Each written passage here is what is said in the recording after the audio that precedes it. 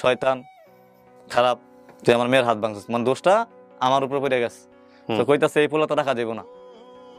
তো এরা পারতাছে না আমার ঈদের দিনকে খেদা দেয়। আমি কইছি আম্মু তো রাখতাম যে আম্মু আমি ঈদের দিনটা থাকি, আমি কালকে নিলে আমি যাবো, সমস্যা নাই, আজকের দিনটা আমার থাকতে দেন, ঈদের দিন। তো থাকতে দিছে। ঈদের দিন শেষ, পরের দিনকে সকালে আমার নিয়ে রাস্তায় নিয়ে দাঁড় করে দিয়েছে, খাড়া করে দিয়েছে। তখনও ছোট, তখন 14 বছর বয়স, ছোট। বলতেছে ওই সিএনজি একটা খাড়া করাইছে, খাড়া করে বলতেছে আরে রামচন্দ্রপুর লে যান। রামচন্দ্রপুর নাম কইছে, ওই যে কইছিলাম রামচন্দ্র, ঢাকা থেকে রামচন্দ্রপুর আসছিলাম লঞ্চে করে, ওই ওরা রামচন্দ্রপুর নামাই দিয়ে। তো ড্রাইভারের গাড়িতে উঠলাম, উঠার পরে কইতাছে তুমি রামচন্দ্রপুর যাইবা। আমি কই যাবো আমি নিজেও জানি।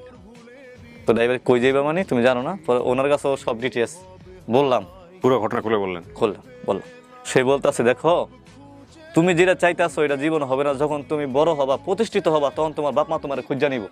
আর তুমি গান গাও, গান তো গায়ে পাগলেরা, এরকম একটা বুঝ দিছে যে গান নষ্ট মানুষেরা গায়, নেশা পানি করে, তুমি গান টুন গায় না, মানুষ পাগল কইব। তুমি যে কোনো একটা কাজ শিখো, কাজ শিখলে তুমি তোমার বাপ মা খুঁজা নিব। তো আমার এই কথাটা বলছে। এই কথা বলার পরে আমি কি করলাম, বললাম যে তাহলে আমার একটা কাজে দিয়ে দেন। তো আমার জিজ্ঞাসা করছে তুমি কি গ্রিলের ওয়ার্কশিপের কাজ শিখবা নাকি সিনজির গ্যারেজের কাজ শিখবা? আমি বলছি আপনি যেহেতু সিনজি চালান, আমি সিনজির গ্যারেজের কাজে শিখবো।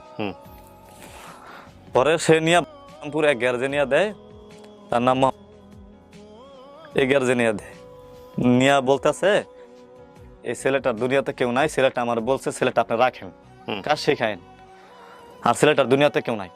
তো ওই লোকে বলতেছে যে আমি যে ওরে রাখমু, ঠিক আছে, ওই যে বলছে ওর বাপ মা নাই, ভবিষ্যতে যদি ওর বাপ মা ওর দেখে আমার এনে, তো আমার আমি মামলা দিব।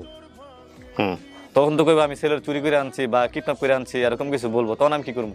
কয় আমি এই ছেলে চুরি করে আনছি, আপনি আমার সাক্ষী নেন, স্বাক্ষর নেন, যদি কোনো সময় বাপ মা আসে আপনি বললেন যে এই লোকটা আমার এনে দিছে, আমি বলবো আমি ওর চুরি করে আনছি, তারপর আপনি রাখেন। কয় তো ওরে রাখবো, যদি চুরি টুরি করে তখন কয় যদি আপনার দোকান থেকে 10 লাখ টাকা নিয়ে জায়গা, ওই আমি নিব, রিক্স আমি, আচ্ছা জিম্মাদার আমি। তো রাখছে, রাখার পরে 4 মাস ওইখানে চলি। তো হঠাৎ করে একদিন শীতকাল ছিল, আমি বসছিলাম এই পাড়িতে বসছিলাম, মালিকের ছেলে বসছিল, এই মালিকের ছেলে বসতেছে ওঠ আমি বসবো এখানে। আমি তুমি হ্যাঁ নেবো, কারণ হ্যাঁ ঠান্ডা আমি নেবো, আমি বলছি না হ্যাঁ। তো ওই মালিকের বউ কি করছে, তুমি ওঠো আমার পোলার বইতে দাও। তো আমার মনে একটা ঘিন লাগছে আর কি, কষ্ট লাগছে, আমি সারা 2টা কাঁদতে আছি, আল্লাহ তুমি আমার বাপ মা কই মিলাই দাও। আজকে আমার বাপ মা এই কথা কইতে পারতো না, আল্লাহ আমার বাপ মা কই আছে তুমি মিলাই দাও।